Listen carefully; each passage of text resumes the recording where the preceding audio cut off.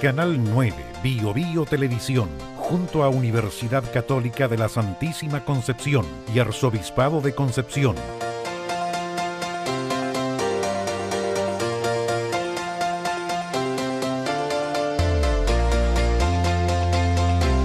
Presentan Diálogo.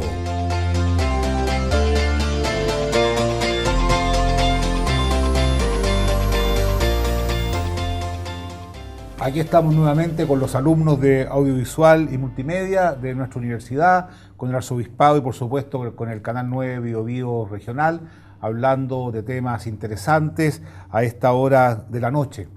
Hoy día vamos a conversar de arte. Concepción es una ciudad universitaria, aquí han surgido muchos artistas, hay mucha vida cultural que lamentablemente no se conoce, y yo me quedo con la idea del autor ruso que la belleza salvará al mundo. Y por eso que tenemos invitados hoy día a la profesora Joana Martín. Ella es artista visual, crítica de arte visual y literatura, y también tenemos a el arquitecto, pero que después derivó en la pintura, Rodrigo Burgos, que además es director de la Galería Marina del Sol. Antes de conversar con ellos, por favor escríbanos @pediálogo, porque su opinión nos importa mucho. Bueno, lo primero que quisiera preguntarle a usted, ¿cómo deriva en el arte? ¿Cuál es en el fondo, su recorrido? Muchas gracias por la invitación. Yo partí desde muy pequeña estudiando arte. Siempre mi vínculo estuvo con el arte, pero yo estaba más vinculada al área literaria. Me gustaba mucho el mundo del teatro, de la literatura, el de la poesía.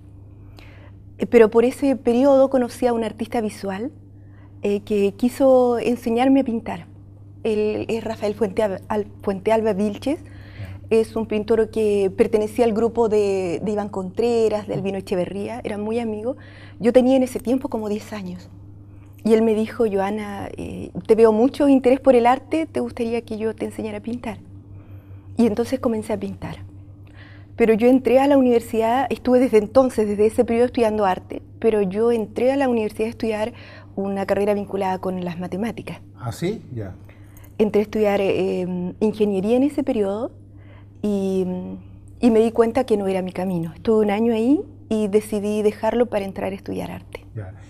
Y ha sido interesante, positivo, volvería a hacer lo mismo, le promovería a los jóvenes que no ven que incursionen en el mundo del arte.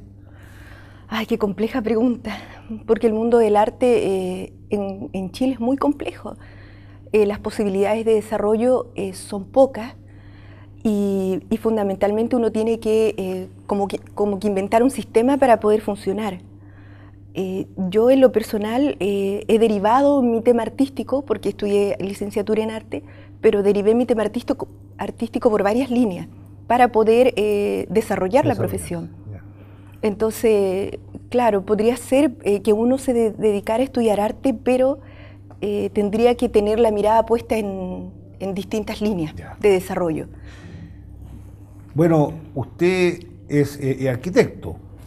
¿Y trabaja como arquitecto o está más bien dedicado ahora porque en el mundo de la pintura es bien conocido, además siempre llegan invitaciones, de hecho ahora van a exponer, están exponiendo en este minuto una obra de Guayasamín. ¿Cómo fue su recorrido del arte?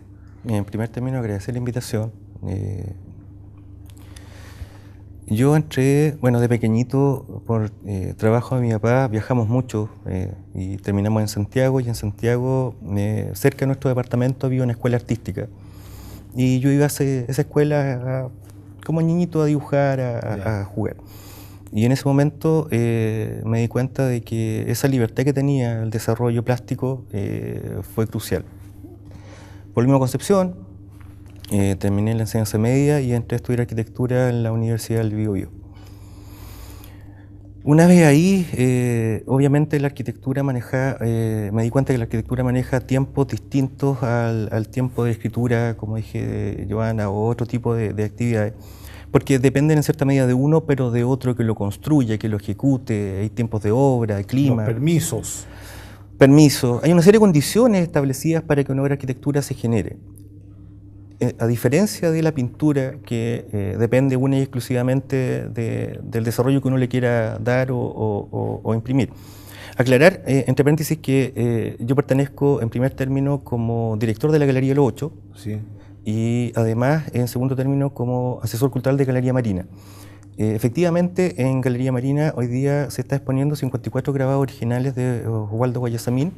Es una muestra maravillosa, por lo cual hacemos extensiva la invitación a quienes quieran ir a visitarla. Va a estar durante todo el mes de mayo con una persona encargada de hacer el recorrido de la muestra. Eso. Oiga, una pregunta. Yo al menos estoy muy agradecido de ustedes porque hemos hecho varios proyectos en conjunto. ¿Se acuerdan? Hicimos los Sagrarios, hicimos el Rosario. Esta puede ser una pregunta un poco indiscreta. ¿Ustedes cuando se juntan los artistas? Porque aquí hay una comunidad que se reúne habitualmente en la Galería de los Ocho, pero hay muchas otras cosas. ¿Cuáles son los temas que les interesan hoy día a los artistas en relación al mundo, a la sociedad, a la política? ¿Por dónde van, digamos, las conversaciones? A ver, la Galería Los Ocho maneja una sociedad, entre comillas, de amigos a esta altura, porque cumplimos 13 años este año, que tiene la gracia de ser transversal desde el punto de vista pictórico, de fundamento y etario. Hay algunos muy nobles y hay otros con mucha experiencia, como el caso de Albino, de Iván. Por lo tanto, la conversación se enriquece principalmente, puedo hablar por mí, en este tipo de reuniones, escuchándolo a ellos. Ya.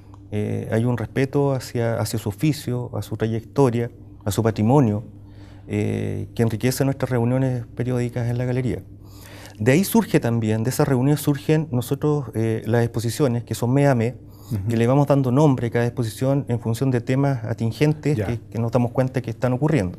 Y se pinta en función de ese título correspondiente al mes que viene. ¿Y estas exposiciones son dónde exactamente para que las personas que nos están escuchando se enteren? En la Galería Universidad de Concepción, segundo piso. Perfecto. El local 621. Ahora, alguien, por ejemplo, que trabaja en Concepción, que viene de fuera y quiere tener vida cultural, ¿dónde tendría que ir? ¿Cuáles son los lugares más densos en materia cultural en este minuto en Concepción? Bueno, la Universidad de Concepción podría ser un referente. La Universidad Católica también, que tiene una sala importante y además con un espacio que es relevante porque se pueden exponer grandes formatos ahí.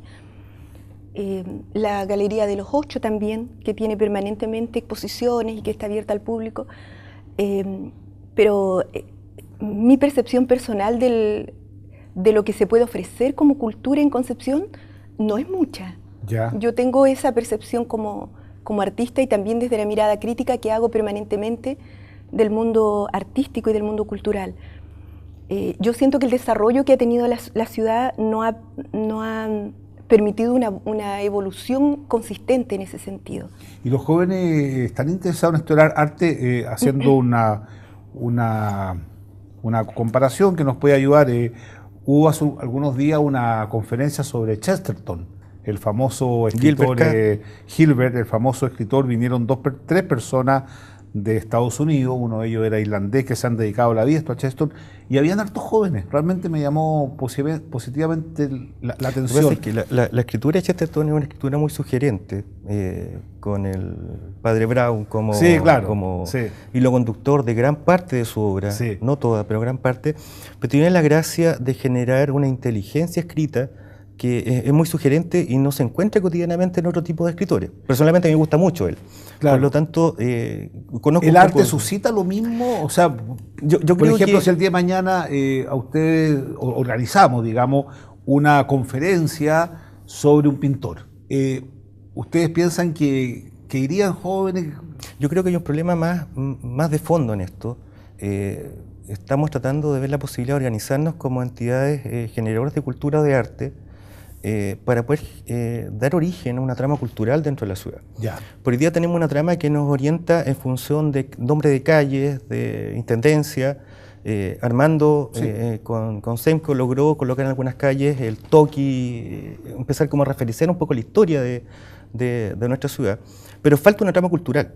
esa trama cultural que referencie y que a cualquier persona le pueda interesar el día de mañana saber que Galería de los Ocho está en tal lugar, que la Católica, que el Norteamericano, que la Pinacoteca. Y por otro lado también creo que hay un arte o una generación artística subyacente que está fuera de los cánones normales o tradicionales de exposición, que sí están haciendo cosas, que sí están produciendo, y se están autogestionando de manera importante. Grabadores, pintores, instalaciones. Teatro, Alperoa con su performance, por ejemplo, también. Entonces, todo eso es subyacente. Lo que no tiene es dominio mediático, no es muy llamado por la prensa. Pero yo diría que sí ocurren cosas, pero hay que saber en el fondo dónde buscar ese tipo de situaciones culturales que están en la ciudad, ocurre. A mí por lo menos me ha llamado positivamente la atención la cantidad de personas que expresan la dimensión artística de su vida, por ejemplo, en grupos de teatro, y se lamentan la dificultad que tienen para poder acceder no solamente a espacios, sino que también tener gente que lo apoye. Si alguien quisiera estudiar arte aquí en Concepción, en cualquiera de sus expresiones, ¿qué espacios tiene?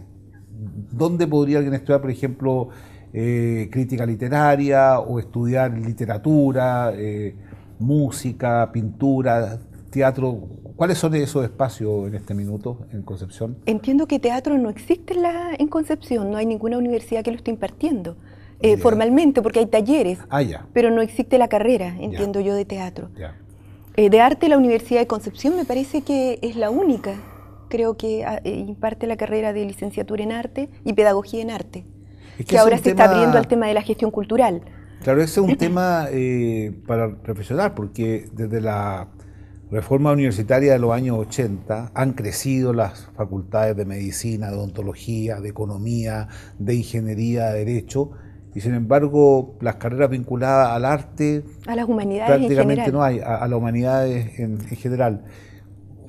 ¿Cómo lo ve ustedes que apostaron a esto, digamos? ¿Dónde está el tema? ¿Es un temor? Es muy básico lo que voy a decir, pero no, a lo mejor es bueno reafirmarlo. Nuestra sociedad se basa en una economía libre de mercado a partir del consumo, ¿cierto? Y el consumo se genera en virtud de la posibilidad que yo tengo de acceder a cosas. En ese sentido, las carreras hoy día están orientadas al consumo material, ¿cierto? De bienes que nos, entre comillas, nos llevan o nos obligan a consumir. Un plasma, un auto último modelo. Sí. Se va dejando de lado el consumo del arte porque no es necesidad de primera línea. Yo hoy día no puedo dejar de... Cuando yo soluciono las necesidades básicas que tengo, ¿cierto? Educación, comida, techo, fe, logro poder establecer mi dominio o mi sentido en otro tipo de necesidades que están dormidas. Y ahí aparece el arte. Hoy día alguien va a preferir hacer su trabajo y comprar pan que tomar la plata para la micro e irse a ver una exposición. Es un tema cultural, es un tema social además. Pero, Rodrigo, yo les pregunto a usted también, Joana, el sentido de lo bello, el sentido de la búsqueda de lo bello, ¿no es algo innato? O sea, ¿ustedes pueden coincidir un ser humano en cuánto ser humano que no tenga este anhelo de belleza? Pero si usted es panadero, por ejemplo, y su sentido de belleza está orientado a hacer un buen pan, o el mejor pan para uno, está poniendo su cuota de belleza ahí. Entonces, una vez que uno desarrolla esa capacidad, puede empezar a generar una visión al horizonte, un horizonte a la redonda respecto a otro tipo de belleza, que no son necesidades tan básicas que todos tenemos, pero que no permiten o nublan un poco la vista hacia otro tipo de actividades. Ahora, el fondo de la belleza como que se manifiesta a través de manifestaciones artísticas como las que ustedes hacen, ¿se nace así? ¿Se desarrolla? ¿Es una mixtura? ¿Qué han estudiado en eso? Porque yo he conocido personas que no tienen ningún interés por lo estético en el sentido material de la palabra, por así decirlo, de gozar una obra de arte, etcétera, y otras personas que tienen que no pueden en el fondo vivir sin eso, y se nota hasta en la manera como decoran su casa, digamos. Lo que pasa es que creo que somos personas intrínsecamente sociales, nos relacionamos. Y dentro de esa relación empiezan a surgir distintas subrelaciones que empiezan a hacer que a uno le llame la atención una cosa, a otro otra cosa, y ahí empieza a armarse esta trama que es la sociedad, ¿cierto?, invisible, porque yo estoy hablando con usted hoy día, pero generamos un diálogo, estamos con Joana, se genera un diálogo, una idea y empieza a surgir. Entonces, no es algo tan estático, es algo dinámico en ese sentido, según mi opinión. Y el camino al arte, además, tiene distintos... se llega por distintas vías. O sea, podría alguien tener una relación directa desde niño porque sus padres tuvieron algún vínculo, porque hay un tema genético, o simplemente porque uno en la búsqueda personal de lo que quiere hacer en la vida llega al arte. Hay muchas formas de llegar al arte, no creo que exista un camino. Pero un poco yo refiriéndome y profundizando en lo que acaba de decir Rodrigo, que me parece como súper interesante, esto de por qué el arte está en el lugar que está en Concepción. O sea, nosotros tenemos una estructura de ciudad como para que el arte sea algo importante, algo fundamental, porque tenemos muchas universidades, tenemos varias salas de exposición, hay un número importante de artistas visuales, de audiovisuales de distintas disciplinas que están generando obra, pero hay algo que yo creo que ahí no está funcionando. Y a mí me parece que hay un tema profundo que tiene que ver con la identidad. O sea, nosotros somos en general un país sin identidad, sin historia y sin memoria. Eso, bueno, se ha estudiado muchísimo y eso genera en la construcción del sujeto que produce una sociedad como la nuestra un gran vacío.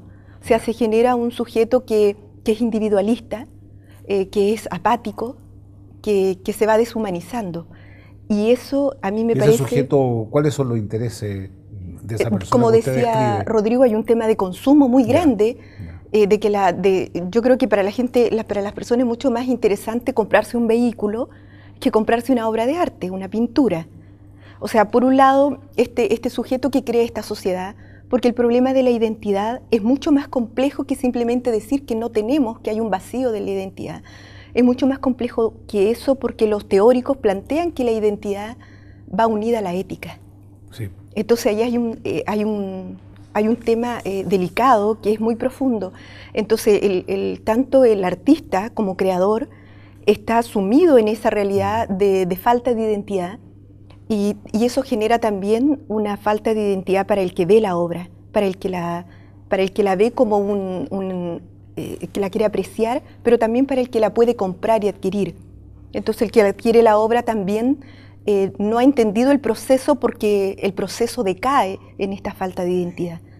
Yo lo que he visto, y con esto hacemos una pausa, en los artistas que he conocido durante mi vida, desde los profesores, en el colegio y toda la experiencia, he visto personas con vida interior. En general no son muy volcados a lo exterior, tienen más bien una vida interior muy profunda y que quieren manifestarla a través de una expresión artística. Pero la expresión artística es la consecuencia de una vida interior muy profunda, casi como un volcán, ¿no? Es interesante eso y en general no conozco artistas tan, por así decirlo, consumistas, digamos. Al contrario, yo más bien los veo en su taller, que se convierte en un verdadero santuario, ¿no? Varios artistas me han mostrado su taller, pero como así, oye, voy a dejar que usted entre, pero poco menos que saque los zapatos, porque este es el lugar donde está la creación. Es interesante eso. Vamos a hacer una pausa para seguir conversando con Rodrigo Burgos, arquitecto y pintor, y Joana Martín, artista visual y crítica de arte y literatura.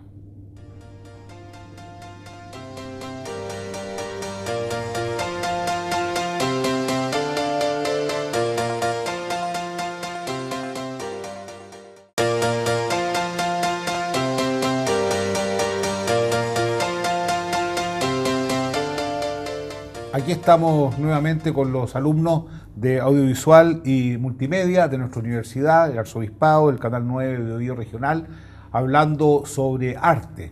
La primera parte vi un poco lo que pasa en el contexto de Concepción, pero en esta parte quisiera entrar más bien en la subjetividad del artista, porque además de estar vinculado al mundo artístico, ustedes mismos generan arte. Entonces, la pregunta que quisiera hacerle, ¿cómo surge un cuadro? ¿Qué es lo que pasa desde que nace la idea, si es que nace, porque cómo se va gestando en el corazón, en la mente, y cómo se vierte después?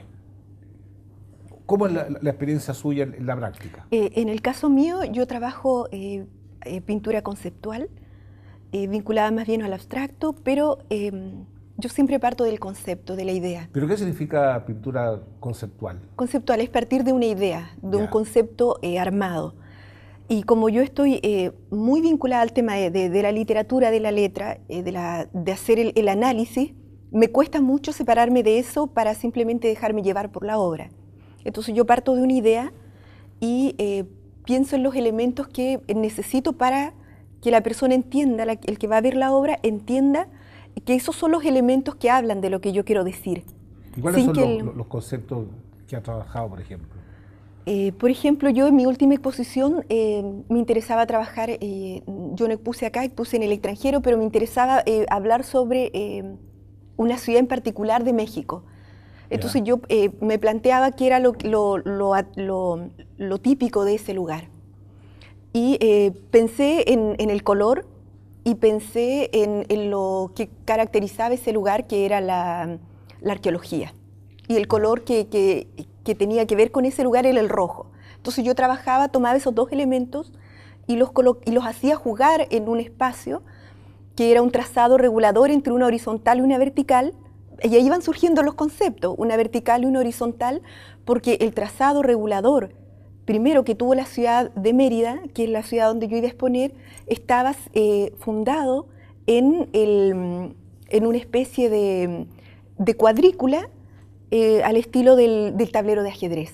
Entonces yo trabajaba en un juego entre una diagonal y una vertical, y ahí trabajaba esos elementos. ¿Y usted piensa que cuando alguien llega a la exposición entiende eso, no? O sea, yo creo ¿qué es lo que capta el que ve eso, cree usted? ¿O qué le decía de la Claro, cuando en mi caso específico, cuando la gente de Mérida entró, cuando la gente de Yucatán, de México, entró a la exposición, decían, para mi gran impresión, esto es Mérida, esto es Yucatán. Y a mí eso me llamó mucho la atención. Sí. Pero yo creo que uno también tiene un deber como artista de hablar de su obra y hablar con coherencia. Yo no creo que la obra solamente hable por sí misma.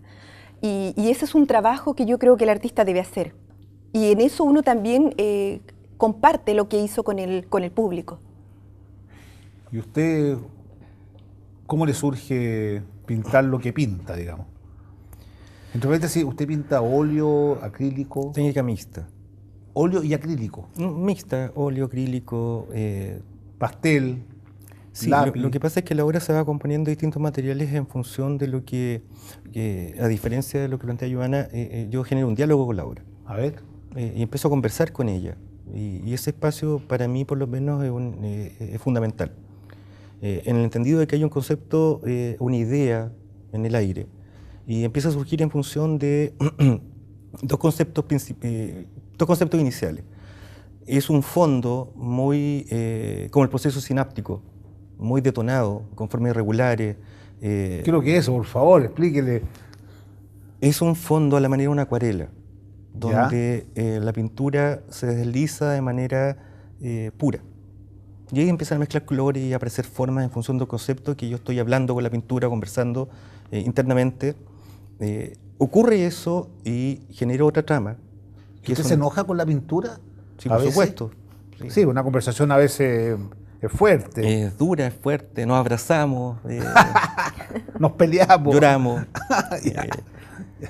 Y viene otra trama encima que es una trama mucho más ortogonal, mucho más recta, mucho más de arquitectura. En el fondo lo que se mezcla es territorio geográfico con conceptos de arquitectura que es mucho más rígida, mucho más ordenada, a la manera de una trama. con líneas diagonales, pero siempre en el ámbito recto. Entonces se genera este palimpsesto en el fondo de estas dos tramas o diálogos o lenguaje y empieza a surgir esta obra. Para que eso se haga es necesario que, en mi caso particular, se incorporen otro tipo de materiales, que es el hilo. Ya. Que tiene que ver con lo que comenté antes respecto a que somos entidades sociales, que necesitamos interacción entre nosotros y empiezan a surgir estos elementos que no se ven, pero yo trato de hacerlos visibles con estos hilos que se empiezan a generar y a unir. Ahora, y ahí empieza a surgir obra. ¿Cuándo, o sea, alguna vez le ha pasado que dicen, esta obra, esto era lo que yo quería hacer, o siempre hay una frustración, siempre hay en el fondo una distancia que se produce entre la idea, que es un concepto totalmente espiritual, y la materialidad? ¿Qué es lo que pasa ahí? Cuando usted tiene una conversación con alguien y queda contento con esa conversación, y lo vas a pensar, meditar, genera una búsqueda, Sí. Por un lado. Y por otro lado, cuando usted tiene esa misma conversación y encuentra que algo... Sí, algo anduvo mal. Ya, eso ocurre, en mi caso por lo menos. Ya. Entonces, algunas veces la conversación fue fluida y no tuvo inconveniente, y otras veces el diálogo, no sé, me colgó. Sí, claro. Pero, o sea, ¿le ha pasado, por ejemplo, de decir a este cuadro no le falta nada ni le sobra nada alguna vez? Sí, sí. ¿Sí? A mí la primera complicación para mí es enfrentarme con el soporte en blanco.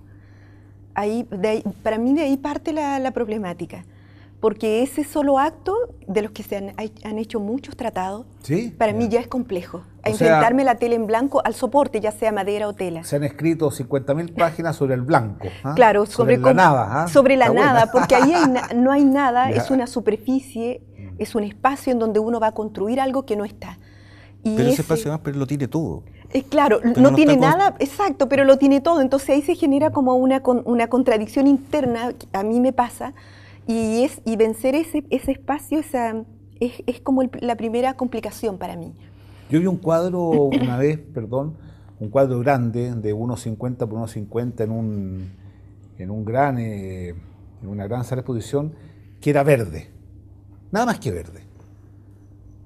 Y perdón la ignorancia, perdón que sea tan bruto, pero yo decía, oye, pero ¿qué trató de decir esta persona? ¿Qué dirían ustedes que son artistas si se encuentran con un cuadro pintado en verde? Nada más. Y todo el mundo, pero estaba así. Creo que hay una primera instancia en que una obra de arte genera una sensación. Ya. ¿Ya? Porque hay obra que uno escucha, que es un concierto, o escucha y ve que es una obra de teatro, o ve y también puede escuchar si es una pintura. Esa sensación primaria que uno tiene es lo que genera la relación con ese cuadro. Ya. Lo que viene después, según mi punto de vista, es conceptualizar esa sensación. Ya. Entonces, claro, el verde me puede producir que en ese momento yo estaba con un estado de ánimo eufórico, contento, y ese verde acompaña mi camino en ese instante, en ese momento, y lo puedo encontrar muy sugerente. Ya. O puede que en ese momento estaba muy enojado, ofuscado, no sé, molesto, pensativo, ido, y la verdad es que... O sea, en el fondo lo que yo estoy viendo que el arte al final es diálogo. Es lógico. Ya. Y por eso también se habla de que la pintura, el arte en general, lo dice Humberto Eco, es una obra abierta. Sí. Entonces, cuando la persona se enfrenta con la obra, se enfrenta con toda su historia, con su momento, su ánimo, el instante que está viviendo, y eso es único. Ese diálogo del que usted habla es único, y va a ser entre la persona que está mirando la obra y la obra misma.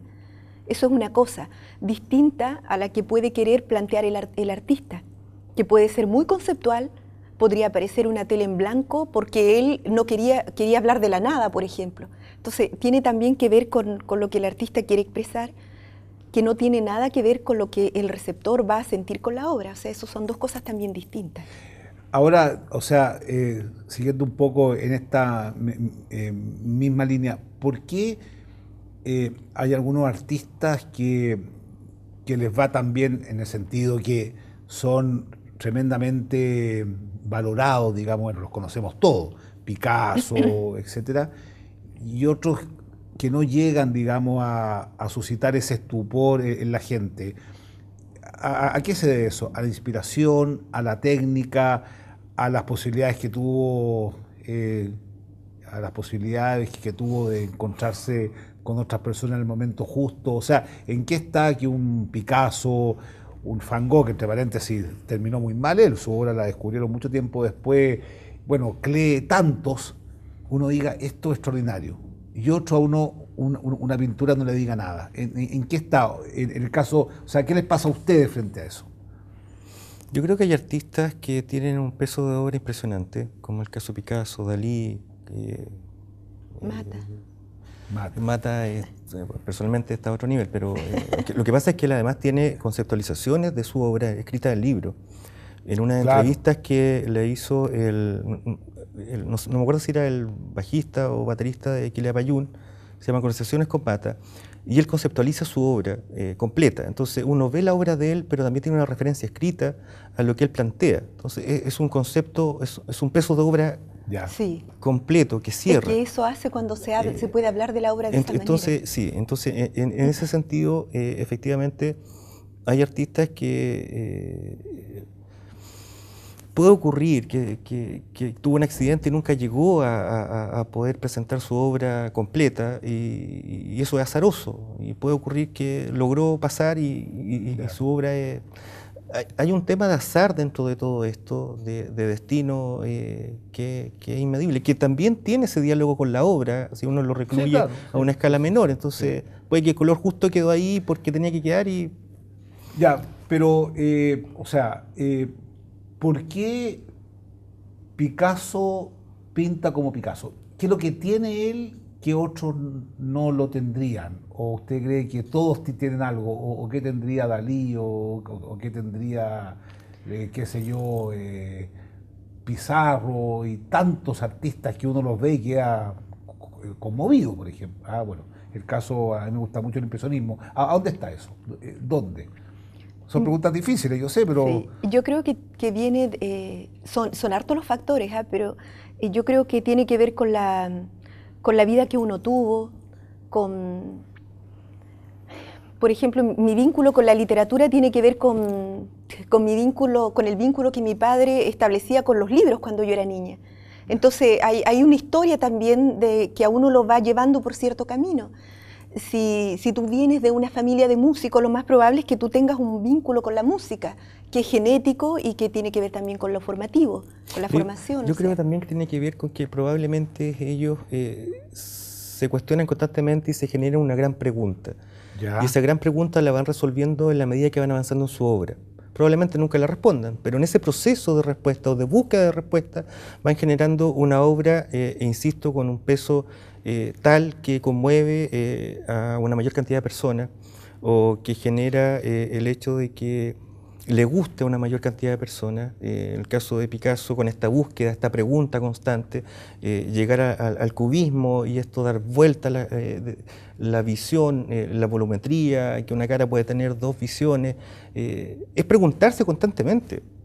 Claro, y desordenar la realidad y volver a armar. Claro, pero dentro de ese cuestionarse o preguntarse empieza el diálogo con la obra, porque Picasso además generó escultura. Entonces, hay una búsqueda constante de responder esa pregunta que probablemente él tenía más arraigada y la pudo desarrollar en una cantidad mayor de tiempo. Y ojo, asociado también a un trabajo constante. Sí, lo que decía Mata es que era un 10% talento y un 90% trabajo. Mata, cuando vivía en Tarquinia, en la última época de su vida, se levantaba igual a las 6 de la mañana a pintar. Entonces, él constantemente trabaja. ¡Qué envidia! Entonces, tiene que ver con eso. Oiga, García Márquez le preguntaron que por qué escribía. Y él dio una respuesta que a mí me impresionó mucho, dijo, para que me quieran. ¿Ustedes piensan que la manifestación artística es un grito de búsqueda, de querer encontrarse, un grito casi de angustia? ¿Puede ser o no? Una vez, conversando con don Albino, estuvo acá de hecho, él nos contaba que en el fondo la pintura para él, o él encontraba que la pintura, independiente del discurso, era una manera de trascender. Sí. Y esa respuesta a mí me hizo mucho eco, porque lo encontré lógico en el sentido de que él entiende que la vida como la conocemos tiene un fin. Y la manera que él encontró de superar esa muerte o esta vida acotada fue a través de la pintura. Porque él tiene claro que él se muere y su pintura sigue, Sí. trasciende. Yo creo que es su trascendencia. Entre paréntesis, bueno, como somos todos mortales aquí, ¿dónde le gustaría que quedaran sus pinturas cuando ustedes ya no estén? Si usted pudiera elegir, ¿dónde le gustaría que estén? A mí en lo personal me gustaría que mi familia se quedara con ella, Su mis familia, sobrinos, todos Ok, los que... ya. O sea, que la recuerden a través de, Sí, que quede con de ellos. sus cuadros. Que además ellos están muy cercanos a lo que hago, lo valoran Ya, mucho, lo entonces valoran mucho, sería un ya. buen lugar, ¿Y usted? mi familia. No tengo respuesta todavía para eso. ¿No? No. No. No me lo había cuestionado tampoco. Bueno, ve, aquí Bueno. hay una pregunta más para hacer. Porque la verdad que no es menor, porque un cuadro viste mucho el lugar y le da una personalidad. O sea, ¿qué sensación le gustaría a ustedes que generaran su pintura en la gente que lo ve? O sea, ¿qué pretenden recrear o embellecer con su pintura? ¿Qué área? ¿El área, por ejemplo, de la estética pura? ¿El área de la ética? ¿Una crítica social? Bueno, hay muchos pintores que prácticamente su manifestación artística eran crítica social. A ver, ¿dónde está? Quizás salgan cuadros de esta conversación. A mí, yo echo mucho de menos en lo personal los procesos reflexivos. Yo siento que no hay muchas instancias de reflexión, ni de parte de los artistas, ni de parte de la persona que ve la obra. Y a mí me gustaría, yo persigo, no importa en qué lugar ni de qué manera, pero generar una instancia de reflexión en la persona que ve la obra. Ya. En general, O independiente sea, si es social, si es estético, no importa, pero que haya una instancia reflexiva. O sea, si una obra deja indiferente al que la ve, podríamos decir que no es una buena obra. Bueno, en ese sentido, esa obra que hablaba yo del verde me generó muchas preguntas. A ver, no sé, yo creo que es una búsqueda, un diálogo con la obra que debe tener quien la ve. Creo que dentro del arte además hay mucha pretensión, en mi opinión. Creo que la obra debe ser la obra para mí, en este diálogo que yo genero con ella, en este lenguaje, estas conversaciones, pero pretender que genere algo en otras personas ya... Es pretencioso. Sí, y no... Ya. Ya. Mientras alguien tenga el tiempo y las ganas de poder verla, yo me considero pagado. Ya. Perfecto. Pero que se vaya alegre, que se vaya Pero si edificado o cuestionado. la euforia o la molestia no es mala, porque permite No, sí, que uno lógico, también lógico. se conozca, se mida también. Claro. Entonces, mientras produzca eso, una sensación, un diálogo, una conversación ya. amigable o un poco más, está bien. Ya. Está bien. Muy bien. Bueno, yo quisiera agradecerle esta conversación y la última pregunta que quisiera hacerle, ustedes, ¿qué le recomendarían a las personas que nos están mirando en este minuto y que tienen las ganas y que no se atreven de pintar, de incursionar en este camino? ¿Qué le dirían ustedes? ¿Qué consejo le darían? Quisiera una acotación pequeñita, me Por gustaría favor. hacerla. Creo que habría que partir en un contexto social o de sociedad impartiendo desde la pequeña infancia educación cívica, por un lado, y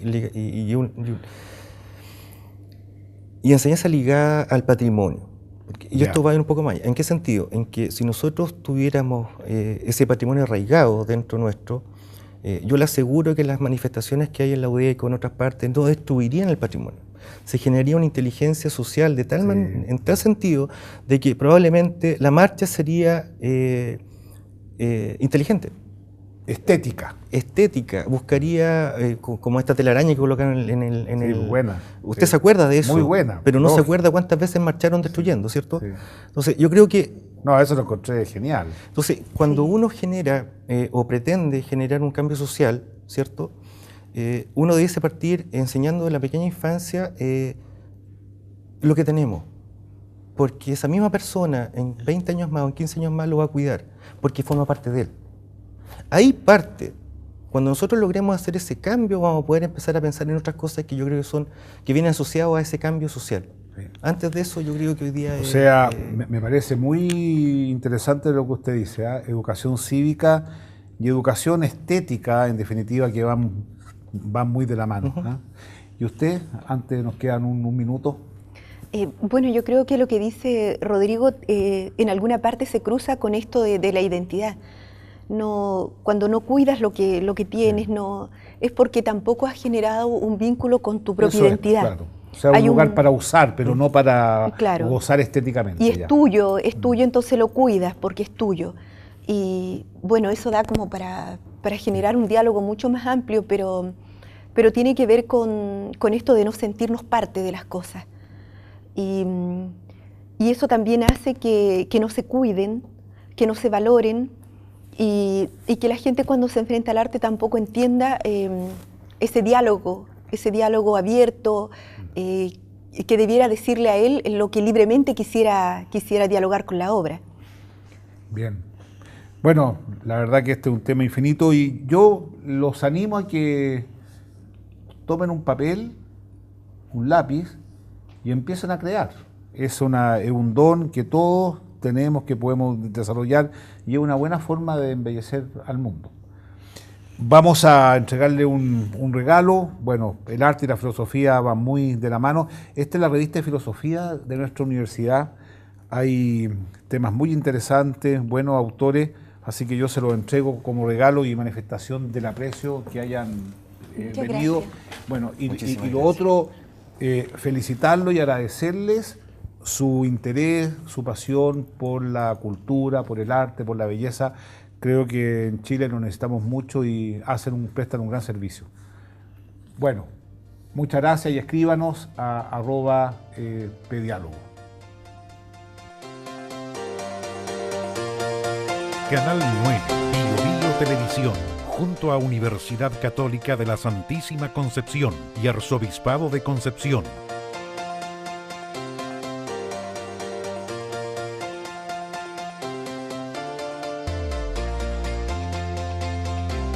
Presentaron Diálogo.